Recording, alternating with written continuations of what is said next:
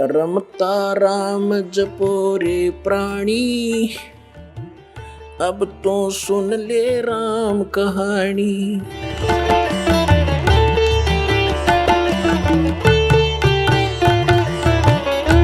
आप ऐसे भी साधक रहे हैं किसी जन्म में, जैसे घर त्याग गए और फिर क्योंकि घर त्याग दिया जंगल में जा बैठा और जंगल में भूख लगी, वन से फिर वापस आया, भिक्षा मांगी। ऐसे ऐसे भी पुण्यात्माओं की जानकारी हमें मिली कि ये ऐसे साधना करता था, गांव से रोटी मांग लाता था, सूखी साखी जैसी कोई देता था और एक दो रोटी खाता था, बाकी टांग देता था कपड़े में बांध के वृक्ष के। वो सूख जाती थी 2-3 दिन, उन्हीं को भिगो भिगो कर खाता था, फिर दूसरे तीसरे दिन फिर मांगने जाता था। तो परमात्मा कहते तुम ऐसे भी साधक रह चुके हो, इतनी श्रद्धा से ऐसे संयमी भी रहे, और जिस कारण से आपको क्या मिला? इंद्र कुबेर ईश की पदवी, ब्रह्मा वरुण धर्मराया, विष्णुनाथ के पुर को जाके तू फिर भी वापस आया।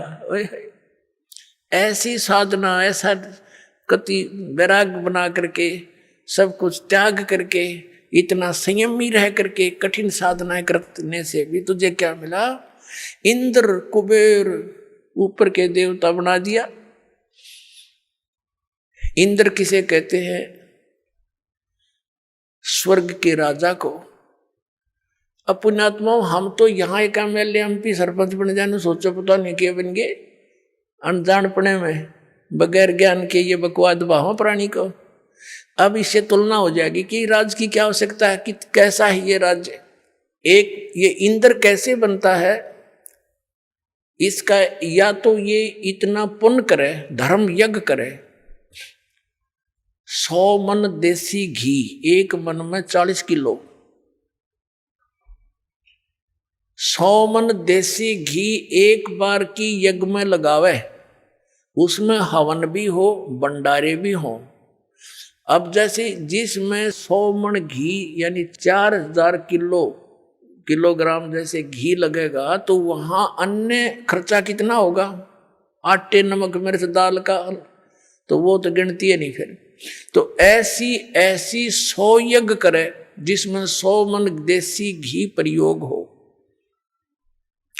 और उसके लिए कुछ कंडीशन है, टर्म एंड कंडीशंस है उसकी, कि ये अगर मर्यादा भंग होगी तो वो यज्ञ आपकी मान्य नहीं जाएगी, और 100 यज्ञों में से एक भी खंडित होगी तो नए सिरे करनी पड़ेगी। फिर उससे क्या मिलेगा? इंद्र की पदवी मिल जाएगी। इंद्र का यानी स्वर्ग का राजा इंद्र होता, जैसे प्रधानमंत्री मान लो भारत का राजा।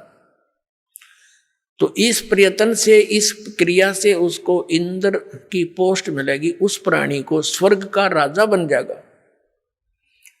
अब उस स्वर्ग के अंदर तो आम व्यक्ति भी जाकर न सोचा मैं सुखी हो जाऊंगा, बोलेपन में अज्ञानता से। अब परमात्मा हमें क्या ज्ञान देना चाहते हैं? इस ज्ञान से आपको सतलोक की इच्छा जागृत होगी। अब क्या बताना चाहते हैं परमात्मा? कि आप तो यहाँ छोटे से राज्य को प्राप्त करने की चेष्टा करते हो, और वो इंद्र का राज्य इतनी साधना करने से प्राप्त होगा।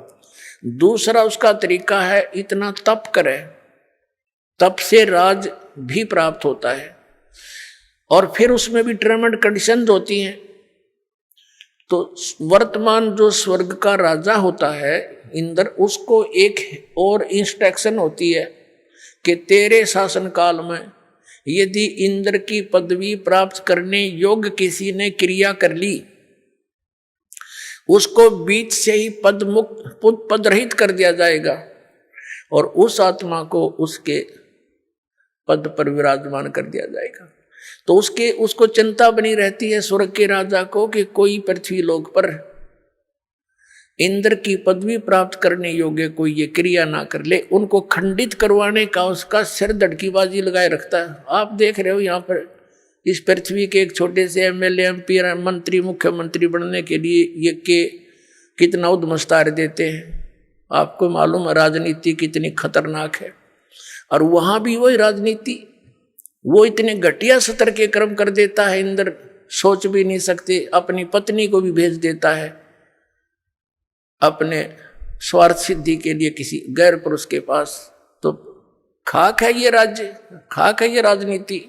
आप सुन रहे थे जगत गुरु तत्वदर्शी संत रामपाल जी महाराज जी के मंगल प्रवचन। अधिक जानकारी के लिए विजिट कीजिए हमारी वेबसाइट www.jagatgururampalji.org। संत रामपाल जी महाराज जी के शुभ आशीर्वाद से पूरे विश्व भर में 500 से भी ज्यादा नाम दीक्षा केंद्र हैं, जिन पर संत रामपाल जी महाराज जी द्वारा ऑनलाइन निशुल्क नाम दीक्षा दी जा रही है। अपने नजदीकी नाम दीक्षा केंद्र का पता करने के लिए संपर्क करें 8222880541।